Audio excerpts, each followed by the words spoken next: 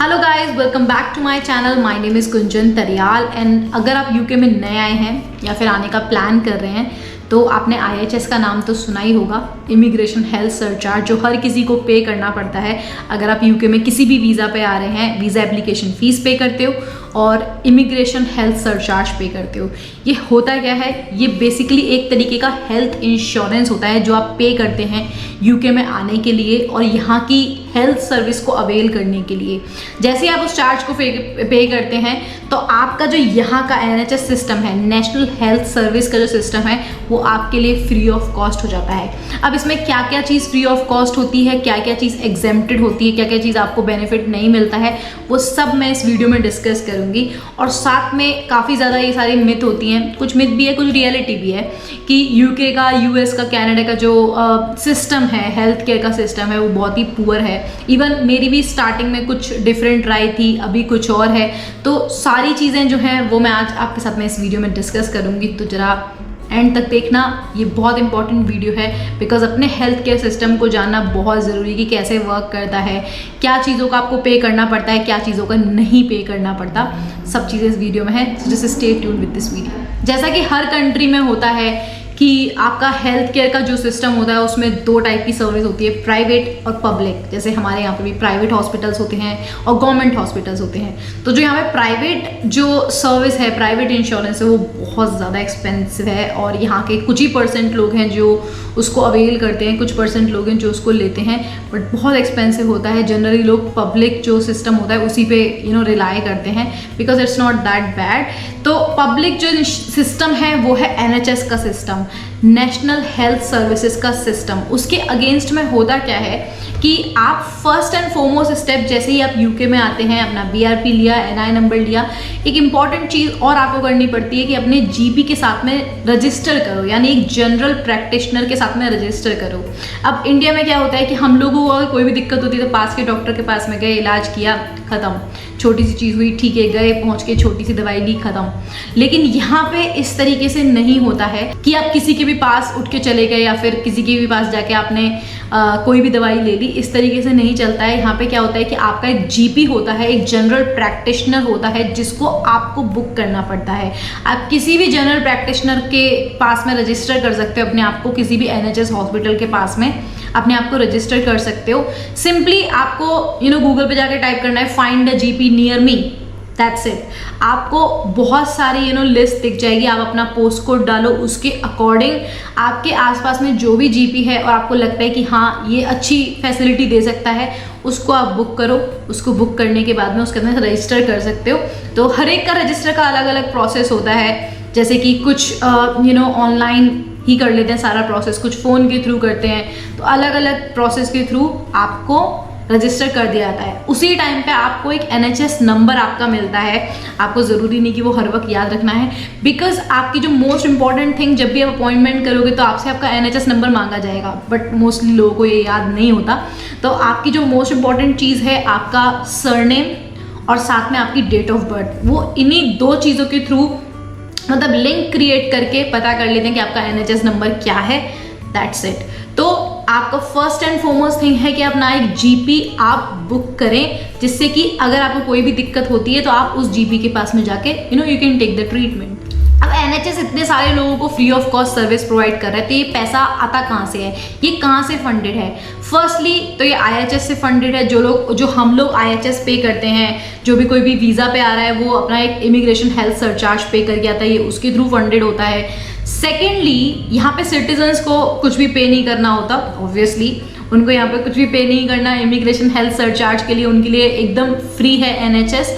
तो उनके लिए एक तरीके से जो भी कहीं भी वो जॉब कर रहे हैं तो उसके थ्रू जो भी टैक्स जाता है 12% का, या फिर अगर उनकी सैलरी का स्लैब हाई है तो टैक्स और ज़्यादा हाई होता है। तो उसी अकॉर्डिंग जो भी उनका टैक्स कट रहा है उसी के थ्रू, उसी गवर्नमेंट फंडिंग के थ्रू NHS फंडेड होता है। अब अगर आपको अपॉइंटमेंट लेनी है तो आपको बहुत लंबी क्यू में लगना पड़ेगा। आप जैसे ही उनको कॉल लगाएंगे वो बोलेंगे कि हाँ भाई डॉक्टर के पास में अपॉइंटमेंट लेनी है, नर्स के पास में अपॉइंटमेंट लेनी है, तो एक बहुत ही लंबा एक लंबा प्रोसेस है कि वो लंबा आपसे पूछते रहेंगे और बहुत टाइम के लिए आप होल्ड पे रह सकते हैं। जैसे कि मेरे साथ में 2-2 घंटे के लिए भी हुआ है, तो 2 घंटे के लिए उस कॉल पे लगे रहना। जैसे ही आपका नंबर आता है फिर आप उनको अपनी प्रॉब्लम्स बताएं। तो मेरी तो राय ये रहेगी कि आप उनको थोड़ा सीरियसली बताएं कि हाँ भाई ये सीरियस है, तो उसी वजह से वो तभी अपॉइंटमेंट मिलती है। अगर कोई छोटी मोटी चीज़ होती है जैसे कि खांसी बुखार जुकाम, तो वो आपको केमिस्ट के पास भी भेज देते हैं कि हाँ केमिस्ट के पास जाके भी आप मतलब इस चीज़ का ट्रीटमेंट ले सकते हो अगर छोटी मोटी कोई चीज़ है तो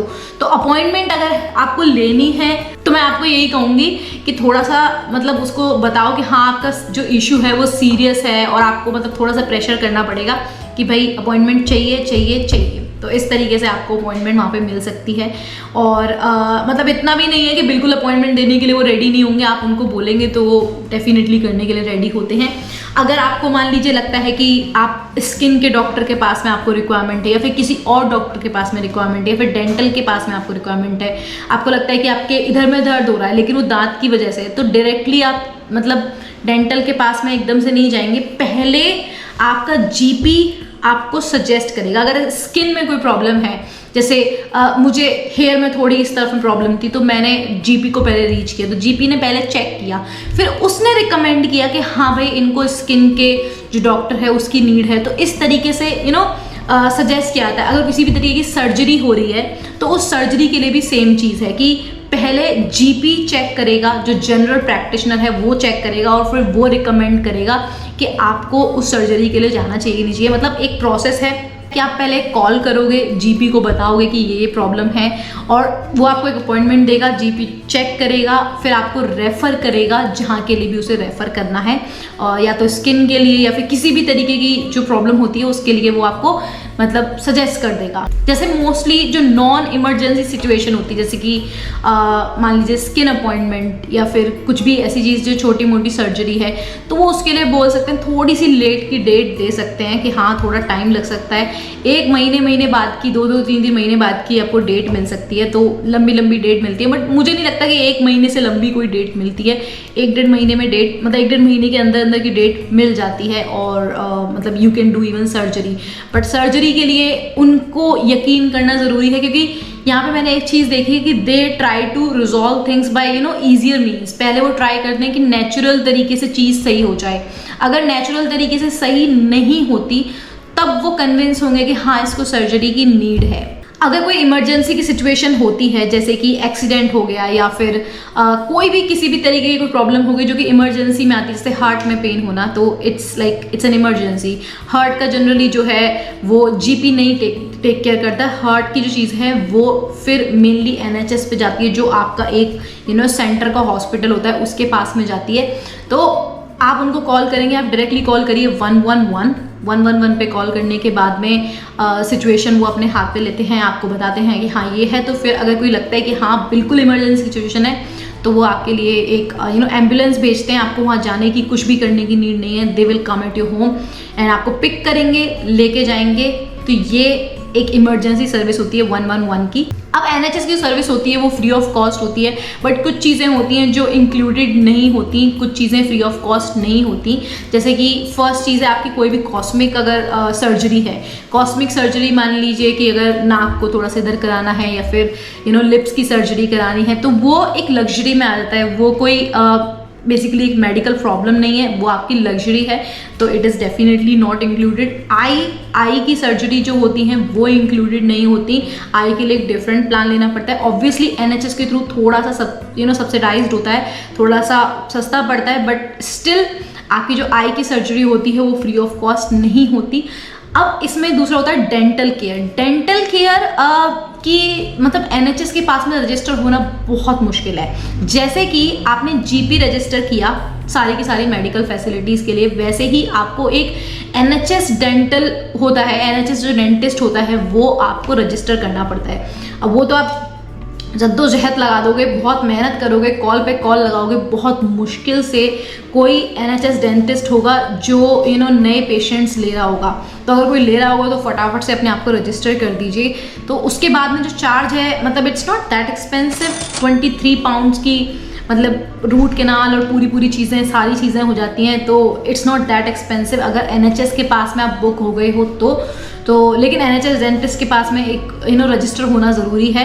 तो it's not free of cost, obviously इसका कुछ कॉस्ट है, बट वो सब्सिडाइज्ड है। अगर आप कहीं पे रजिस्टर्ड नहीं हो और आपको डेंटल की चाहिए तो then it is very expensive. I will mention the price, क्या क्या प्राइजेस हैं विदाउट NHS के और विद NHS के। अब मेडिसिन को लेके काफ़ी क्वेश्चंस होते हैं कि जो हम मेडिसिन लेते हैं क्या वो फ्री ऑफ कॉस्ट होती हैं या फिर बिना प्रेस्क्रिप्शन के मेडिसिन मिल जाती हैं या फिर नहीं मिल जाती हैं। तो पहली चीज़ तो आपकी जो जनरल, अगर आपकी छोटी मोटी कोई चीज़ है जैसे कि मोच आ गई, खांसी, बुखार, जुकाम, कोई ऐसी चीज़ है, तो उसके लिए आपको GP के पास में जाने की नीड नहीं है। आप केमिस्ट के पास में जाओ, उन्हें प्रॉब्लम बताओ, आप उनसे दवाई ले सकते हो। अगर आपको दवाई का नाम पता है तो आप डायरेक्टली भी उनको बोल भी सकते हो कि हाँ भाई ये वाली दवाई चाहिए, पैरासीटामोल दे दो। तो आपको हर छोटी मोटी दवाई के लिए मतलब इंडिया से लाने की नीड नहीं है या फिर अपनी कंट्री से लाने की नीड नहीं है। आप यहाँ पे आके छोटी मोटी दवाइयाँ तो मिलती ही हैं। अगर आपको कोई लगता है कोई मेजर चीज़ है, आपको लगता है कि उस चीज़ की मेडिसिन कंटिन्यू करो तो वो आप लेके आ सकते हैं, वो लोग अलाउ करते हैं विद प्रिस्क्रिप्शन एयरपोर्ट पे। बट मैं फिर भी ये सजेस्ट करूँगी कि यहाँ पे आके भी आप करोगे तो वो भी बहुत अच्छा है। मतलब मैंने एक चीज़ देखी है कि मतलब इसको मैं किसी चीज़ में डिफेंस या फिर किसी भी तरीके से अगेंस्ट में नहीं बोलना चाहती, बट मैंने एक चीज़ देखी थी कि इंडिया में क्या होता था कि एक चीज़ के लिए, एक छोटी सी चीज़ होती थी, उसके लिए वो 10-12 मेडिसिन, यानी 10-12 तो ज़्यादा बोल दिया, मतलब 3-4 मेडिसिन तो वो कम से कम आपको दे देंगे। छोटी सी अगर कोई चीज़ होगी, एक सुबह की खाली पेट खाओ, एक खाने के बाद दोपहर में एक, मतलब बहुत सारी दवाइयाँ दे देते हैं और बहुत लंबा प्रोसेस होता है। अगर आप जैसे मैंने बताया मेरे यहाँ पे मतलब बालों में इस तरफ कुछ प्रॉब्लम थी, तो वो मैंने जैसे बताई, तो अगर मैं उसको इंडिया में दिखाती तो वो शायद शैम्पू भी देते, सिरम भी देते और कंडीशनर भी देते, उस खाने की भी दवाई देते, बहुत सारी चीज़ें देते। बट यहाँ पे क्या है कि वो आपको बिल्कुल एक देंगे और वो एक जो होगी वो बहुत सटीक होगी, मतलब वो आपकी एक एक तरीके से वर्क बहुत ही अच्छे से फंक्शन करेगी। तो मतलब मेरा ये रिकमेंडेशन है कि इतना कोई लाने की नीड नहीं है, अपना IHS फ्री है ही, तो अपना जो NHS का सिस्टम है वो आपके लिए फ्री है, तो ऑब्वियसली इसका बेनिफिट उठाओ। लेकिन येस, आपको हर दवाई के लिए प्रिस्क्रिप्शन की नीड नहीं है। अगर आपको छोटी मोटी दवाई लेनी है तो आप केमिस्ट के पास भी जा सकते हो, उनको बोल सकते हो कि ये प्रॉब्लम है, तो जनरली तो वो भी रिकमेंड कर देते हैं कि भाई ये वाली दवाई ले लो या फिर ये चीज़ ले लो। तो मतलब for everything you don't need prescription. अब बात आती है कॉस्ट की कि क्या जो मेडिसिन होती हैं क्या वो फ्री ऑफ कॉस्ट होती हैं। तो आपकी जो मेडिसिन होती हैं वो फ्री ऑफ कॉस्ट होती हैं, मतलब सारी की सारी मेडिसिन आपकी फ्री ऑफ कॉस्ट होती हैं, लेकिन आपको प्रिस्क्रिप्शन का पे करना पड़ता है। प्रिस्क्रिप्शन यानी पर आइटम। अगर जैसे मैंने बताया कि मुझे एक गोली सजेस्ट की गई, तो उस एक गोली को उन्होंने 3 महीने के लिए, वो 3 महीने के लिए एक पिल को सजेस्ट किया गया, आपको 3 महीने डेली खाना है। तो जब वो 3 महीने का सजेस्ट किया तो एक आइटम के लिए वो 9.65 पाउंड चार्ज करते हैं। अगर वो 2 आइटम देते तो वो उसको डबल कर देते, तो पर आइटम 9.65 चार्ज करते हैं। तो ये उनका चार्ज है। जनरली एक से ज़्यादा मुझे लगता है 1 या 2 ज़्यादा से ज़्यादा बस वो मेडिसिन सजेस्ट करते हैं। तो पर आइटम के अकॉर्डिंग चार्ज किया जाता है, ना कि आपका दवाई का चार्ज किया जाता है। तो जब मैंने उस दवाई का चार्ज ऑनलाइन देखा तो वो 25 to 30 पाउंड्स के बीच में थी, जो कि मुझे 9.65 में 3 महीने की मिली है, और वो 1 महीने की 25 to 30 पाउंड्स के बीच में थी। अगर मैं उसकी एक्चुअल कॉस्ट की बात करूँ तो वो around 90 pounds something 75 to 90 pounds के बीच में 3 महीने की वो मुझे मेडिसिन पड़ती है, अगर मैं जनरल देखूँ तो still it is like quite good. लेकिन कुछ ऐसी सिचुएशंस भी होती हैं जिसमें आपको प्रिस्क्रिप्शन का भी पे नहीं करना होता, जैसे कि अंडर 16 है तो आपको प्रिस्क्रिप्शन का पे नहीं करना। अगर 60 से ऊपर एज है तो आपको प्रिस्क्रिप्शन का पे नहीं करना। अगर 16 to 18 के बीच में है लेकिन आप किसी फुल टाइम एजुकेशन में हैं तो आपको प्रिस्क्रिप्शन का पे नहीं करना। और अगर आप प्रेग्नेंट हैं तो आपको प्रिस्क्रिप्शन का पे नहीं करना, क्योंकि प्रेगनेंसी क्या होती है कि वो एक परपेचुअल थिंग है, वो उसके लिए regular checkups, regular medicine, regular चीज़ें होती हैं, तो उसके लिए वो हर बार चार्ज नहीं करते। तो ये कुछ सिचुएशंस होती हैं जिसमें प्रिस्क्रिप्शन का चार्ज नहीं होता। तो प्रेगनेंसी भी अगर तो ये काफ़ी मतलब सस्ता पड़ जाता है, क्योंकि आपका किसी भी तरीके का ट्रीटमेंट, कोई भी चीज़ का, हॉस्पिटल का कोई चार्ज नहीं होता, डॉक्टर के अपॉइंटमेंट का कोई चार्ज नहीं है, और दवाइयों का भी एक तरीके से कोई भी चार्ज नहीं है। तो ये सब चीज़ें काफ़ी सस्ती पड़ जाती हैं। अब बात करते हैं मेरा पर्सनल ओपिनियन कि कैसा है यहाँ का सिस्टम, या फिर क्या है। तो अगर आप प्राइवेट पे जाएंगे तो बहुत ही अच्छा है, आपको हैंड टू हैंड अपॉइंटमेंट उसी दिन की अपॉइंटमेंट मिल जाती है, तो आई डोंट थिंक कि उसमें कोई कमी है। लेकिन जो पब्लिक सिस्टम है, जो NHS का सिस्टम है जिसके थ्रू हम आते हैं, अगर मैं उसकी बात करूँ तो फर्स्टली अपॉइंटमेंट लेने में येस बहुत डिफ़िकल्टी होती है, आपको लंबी लंबी कॉल में लगना पड़ता है और उसके बाद में आपको अपॉइंटमेंट मिलती है। अगर आप अपॉइंटमेंट के लिए लेट हो गए हो, थोड़ा सा 5-10 मिनट लेट हो गए हो, तो फिर आपको नेक्स्ट अपॉइंटमेंट दे दी जाती है, या फिर मतलब उसी दिन के लिए दे दी जाती है। वो इतना तो रहम कर ही देते हैं कि ठीक है आज ही की अपॉइंटमेंट दे दो, बेचारा 5-10 मिनट ही लेट है। लेकिन फिर भी मतलब इतना भी वो नहीं है कि हाँ आपकी अपॉइंटमेंट एक इम्पॉर्टेंट चीज़ है कि मिस नहीं होनी चाहिए। तो फर्स्ट चीज़ तो ये है कि हाँ अपॉइंटमेंट मिलना बहुत मुश्किल होता है, लेकिन उसके बाद का मुझे ये मतलब टाइम टू टाइम मुझे स्टार्टिंग में नहीं अच्छा लगा था, मुझे अभी ये काफ़ी अच्छा लगता है कि हर चीज़ के लिए वो लोग दवाई नहीं देते, मतलब अवॉइड करने की कोशिश करते हैं ज़्यादा से ज़्यादा। जब आपको ज़्यादा ही कुछ प्रॉब्लम हो रही है तो वो उसके लिए दवाई सजेस्ट करेंगे। पहले वो नेचुरल मेथड से आपको सही करने की कोशिश करेंगे। अगर कोई चीज़ है तो उसकी दवाई ऐसा नहीं कि बहुत लंबी दवाइयाँ चल रही हैं, लंबी दवाइयाँ चल रही हैं और पूरे दिन आप दवाइयाँ ही खा रहे हो, तो ये वाली चीज़ें यहाँ पे नहीं हैं। तो इस चीज़ की वजह से मुझे मतलब अच्छा भी लगता है कि सारी चीज़ फ्री है। ऑब्वियसली अगर सारी चीज़ आपकी पब्लिक एक तरीके से गवर्नमेंट के थ्रू फंडेड है या फिर IHS के थ्रू फंडेड है, तो वो अच्छा भी लगता है कि हाँ ठीक है आपको कुछ हर एक अपॉइंटमेंट का पे नहीं करना, कोई प्रॉब्लम है आप पहुँच जाओ तो आपको उस चीज़ का मिल जाता है। तो ये वीडियो में मैंने आपको हेल्थ केयर जो UK का है वो किस तरीके से वर्क करता है, क्या चीज़ें होती हैं, क्या अच्छी चीज़ें हैं, क्या ख़राब चीज़ें हैं, वो सब मैंने आपको जेन्युइनली बताने की कोशिश करी है। आई होप आपको ये वीडियो अच्छी लगी हो, और अगर अच्छी लगी हो तो लाइक कीजिए, शेयर कीजिए एंड सब्सक्राइब कीजिए, and see you in the next video.